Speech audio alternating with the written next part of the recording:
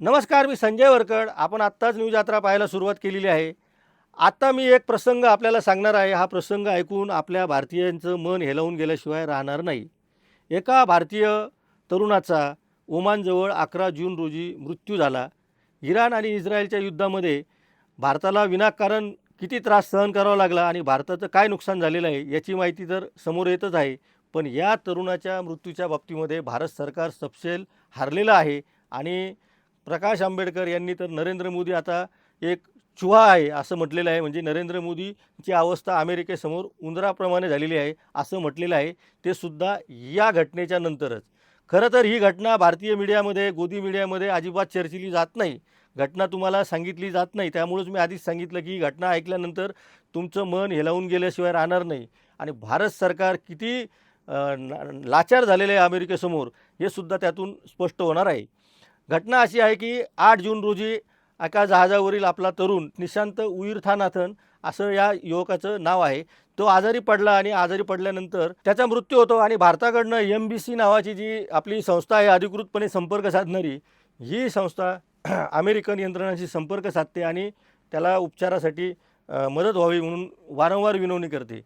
8 जूनपासून ते 11 जूनपर्यंत त्याला कुठल्याही प्रकारची मदत अमेरिकेकडनं होत नाही. खरं तर यामध्ये भारत सरकारने त्यांची भूमिका पार पाडायला हवी होती, पण भारत सरकार यामध्ये खूप दूर राहिलेलं आहे हे सुद्धा जवळपास स्पष्ट झालेलं आहे.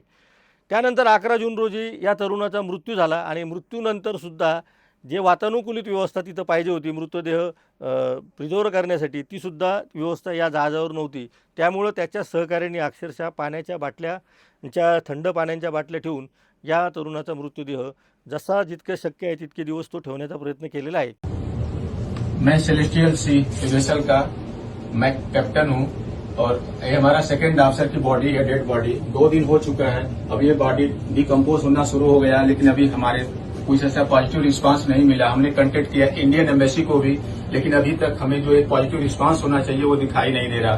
कंपनी टोटली हाइड हो गई है, कोई रिस्पांसिबिलिटी नहीं ले रही है। तो हो सके तो इस मैसेज को जितना फॉरवर्ड करो ताकि हमारे साथ कुछ जल्दी से जल्दी कार्रवाई, अदरवाइज हमारे जो सेकंड ऑफिसर का डेड बॉडी है वो जल्दी से जल्दी स्पॉइल हो जाएगा।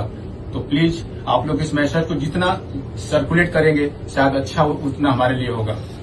अपना डुकम पोर्ट है, ओमान के अंदर पड़ता है, वहां पे हम एंकर पे हैं, बहुत क्लोज एंकर पे हैं। तो जो जितना जल्दी हो सके प्लीज कोई न कोई एक्शन हमें मिले। या सगळ्या प्रकरणामध्ये MBC नावाची जी आपली संपर्क यंत्रणा होती तिने वारंवार संपर्क साधूनही अमेरिकन यंत्रणांकडून त्यांना कुठल्याही प्रकारचा प्रतिसाद दिलेला नाही. ही घटना बघा किती धक्कादायक आहे की एक भारताचा तरुण एक जहाजावर मृत्युमुखी पडतो, त्याला उपचार वेळेवर मिळत नाही म्हणून त्याला मृत्यूला सामोरं जावं लागतं आणि मृत्यू झाल्यानंतर सुद्धा त्याच्या पार्थिव देहाची अवहेलना केली जाते. आणि यामध्ये भारत सरकार अमेरिकेला एक चकार शब्दसुद्धा विचारत नाही. तेव्हाही विचारला नव्हता आणि आजही या प्रकरणावर भारतीय सरकार आणि नरेंद्र मोदी हे मूग गिळून गप्प बसलेले आहेत. प्रकाश आंबेडकरांनी तर यांना नरेंद्र मोदींना आता त्यांची अवस्था चुहे हो गई असं म्हटलेलं आहे अमेरिकेसमोर. त्यामुळं आपण कोणत्या दिशेने जात आहोत हे आपल्याला लक्षात यायला पाहिजे.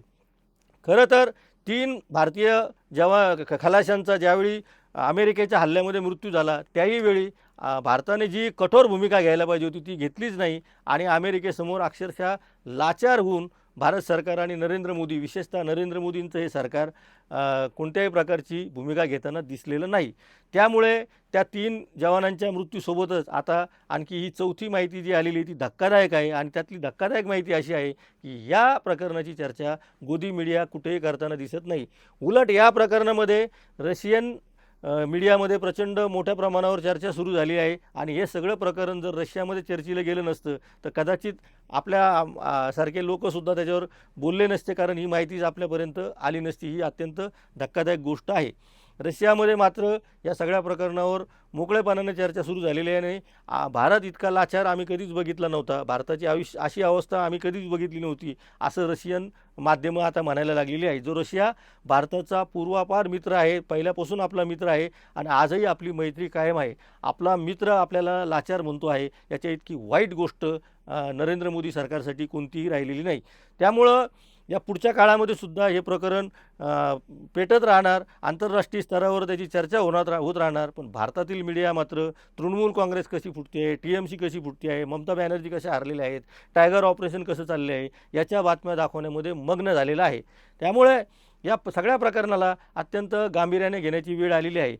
नरेंद्र मोदीचे खाण्याचे दात वेगळे आणि दाखवण्याचे दात वेगळे आहेत, हे आता वारंवार स्पष्ट होत आहे. आणि या प्रकरणामध्ये तर नरेंद्र मोदी पूर्णपणे उघडे पडलेले आहे. त्यामुळं नरेंद्र मोदी ट्रम्पसमोर त्यांची दातखिळी का बसते, नरेंद्र मोदीचं तोंड ट्रम्पसमोर का उघडत नाही, नरेंद्र मोदी अमेरिकेच्या डोळ्यात डोळे घालून का बोलू शकत नाही, असे प्रश्न आता या सरकारला विचारण्याची वेळ आलेली आहे. एका तरुणाचा अशा पद्धतीनं मृत्यू होणं आणि त्याच्या मृतदेहाची विटंबना होणं हे भारतासाठी खूप नामुष्की आहे, भारतासाठी खूप मोठी नामुष्की आहे. त्यामुळं या नामुष्कीचं उत्तर आपण सरकारला मागायलाच हवं.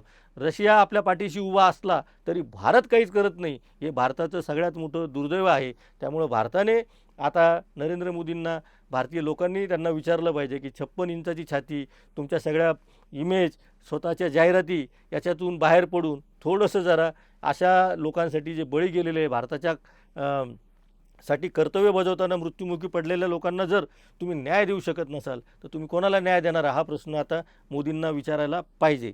या सगळ्या प्रकरणावर न्यूज यात्रा या पुढच्या काळात सुद्धा वेळोवेळी अपडेट देत राहणार आहे. त्यामुळे आपण पाहत राहा न्यूज यात्रा, हे आहे आपलं चॅनल.